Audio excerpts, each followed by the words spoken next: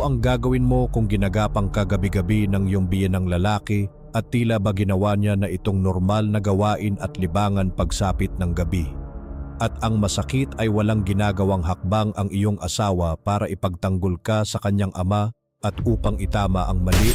Sa halip ay sasabihan ka na lang niya na magpaubaya para hindi na lumaki ang gulo.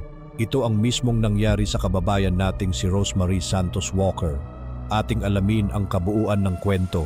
Ika-10 ng Nobyembre taong 2018, nag-umpisang magkaroon ng pagbabago sa buhay ni Rosemary Santos Walker na mas kilala sa tawag na Maria.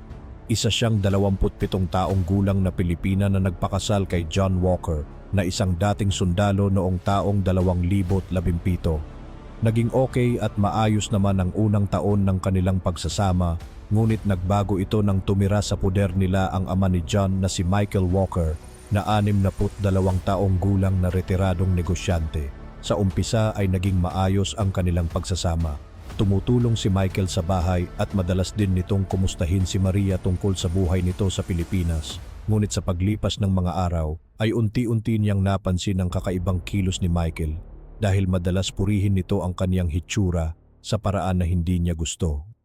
Tila masyado rin itong nagiging madikit sa kaniya, lalo na kapag nagkakasalubong sila sa sala o kaya naman ay sa kusina. Ipinagsawalang bahala niya ang mga ito, ngunit noong ika-22 ng Nobyembre, nagbago ang lahat dahil habang si Maria ay natutulog, ay naramdaman niya ang bigat ng kamay na tila gumigising sa kaniya. Nang imulat niya ang kaniyang mga mata, ay si Michael ang nakita niya. Nang tinangka niyang lumaban, wala pa rin itong saysay, dahilan kung bakit nangyari ang bagay na hindi ginusto ni Maria. Kinabukasan, sinabi niya kay John ang nangyari sa pag-asa na mauunawaan siya nito. Ngunit tila binaliwala lamang ito ni John at sinabing wala siyang panahon sa maliit na drama. Sa halip na tulong ay pinayuhan pa ni John si Maria na magparaya upang mapanatili ang katahimikan sa pamilya nila. Dahil sa nangyari, naisip ni Maria na nasa lugar siya kasama ang taong hindi niya lubos na mapagkakatiwalaan at kasama niya sa bahay ang tila taong simbolo ng kawalan ng hustisya. Sa mga araw na lumipas, unti-unti niyang naramdaman ang bigat ng sitwasyon. Naghanap siya ng paraan upang hindi maubos ng takot ang kaniyang isipan dahil tila naging kampante rin si Michael sa hindi pagkilos ni Maria. Nagpasya siyang humingi ng tulong. Lumapit siya kay Attorney Lily na siyang tumutulong sa mga kababaihang Pilipino. Sa una ay ramdam niya ang kaba. Bagaman ramdam ni Attorney Lily ang lungkot dahil sa naranasan ni Maria, mabigat ang magiging kaso at nangangailangan ito ng katibayan. Pinayuhan si Maria na mag-ipon ng mga bagay na magagamit bilang ebidensya upang patunayan ang kilos ng lalaki. Nagpatuloy siya sa kaniyang buhay dala ang layunin na mapanagot si Michael. Ika-10 ng Disyembre ng kaparehong taon, nakuha ni Maria ang unang ebidensya. Habang tumatagal ay napansin din ni Maria ang mga kilos ni John hanggang sa makita nito ang mga papeles na nag-uugnay kay John sa mga ilegal na kalakaran, dahilan kung bakit mas tumindi ang kaniyang takot, ngunit mas tumindi rin ang kaniyang pagnanais na makaalis sa sitwasyong kaniyang napasok. Unti-unti niyang binuo ang kaniyang plano kasama si Attorney Lily laban kay Michael. Si John naman ay patuloy sa pagbibigay ng malamig na pakikitungo kay Maria.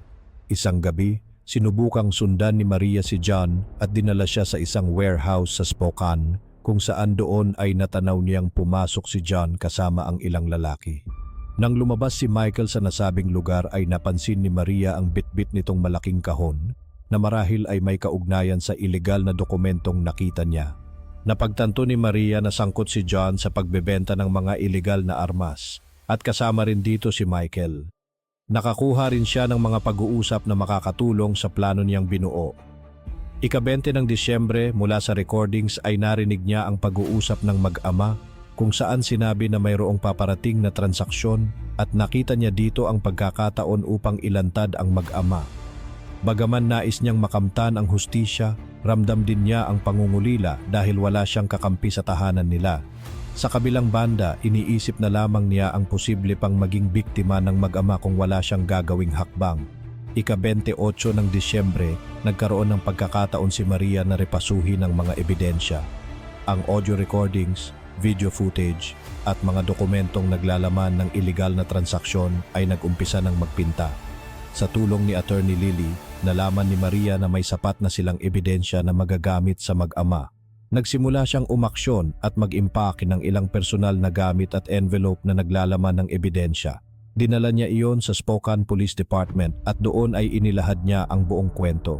Mabilis na umaksyon ang mga pulis at ika-31 ng Disyembre taong 2018, nagmatyag ang mga pulis sa warehouse. Nang dumating ang takdang oras, pinasok ng mga pulis ang lugar at dinampot ang lahat ng nandon dahilan kung bakit nagulantang ang mag-ama. Natuklasan ang higit pang ebidensya at dinala sa presinto ang mag-ama. Ramdam ni Maria ang bigat ngunit mayroong ginhawa. Tinangkapang sabihin ni John na bahagi lamang ng pagiging makasarili ang ginawa ni Maria, ngunit hindi ito pinansin ng mga pulis. Sa bawat galaw ng mga otoridad ay ang pagsilay ng pag-asa. Ika-10 ng Marso ng sumunod na taon, nagsimula ang paglilitis laban sa mag-ama. Malinaw ang kasamaan ng mag-ama at napatunayan ang matinding kasalanan ng dalawa. Ang testimonya rin ni Maria ang naging sentro ng kaso. Malinaw niyang isinalaysay ang kaniyang mga karanasan. Nanatili siyang matatag.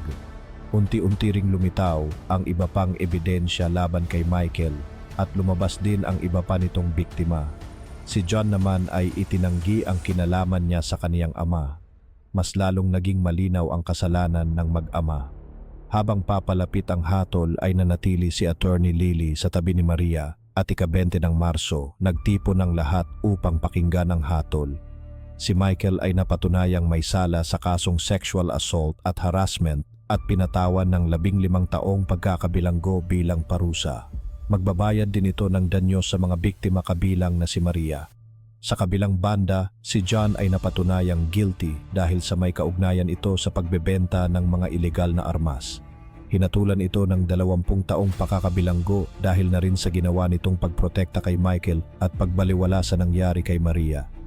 Nang marinig ni Maria ang hatol, nakaramdam siya ng ginhawa dahil bagaman naging mabigat ang kaniyang mga naging karanasan, nakuha naman niya ang hustisya para sa kaniya at sa iba pang biktima sa pamamagitan na rin ng tapang